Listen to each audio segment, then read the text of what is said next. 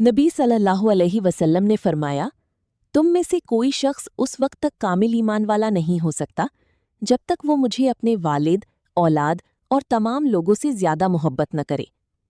इस हदीस का मतलब ये नहीं कि इंसान अपने वालिदैन या बच्चों से मोहब्बत न करे, बल्कि उसका असल मतलब ये है कि नबी सल्लल्लाहु अलैहि वसल्लम की मोहब्बत सबसे आला होनी चाहिए। यानी जब कभी दीन और दुनिया के दरमियान फैसला आए तो हम अपनी ख्वाहिश नहीं बल्कि नबी सल्लल्लाहु अलैहि वसल्लम की तालीमात को तरजीह दें। अगर कोई काम हमें पसंद हो लेकिन वो नबी सल्लल्लाहु अलैहि वसल्लम की तालीम के खिलाफ हो तो हमें वो काम छोड़ देना चाहिए। ये वाक़या हज़रत उमर बिन ख़त्ताब रज़ी अल्लाहु अन्हु का है।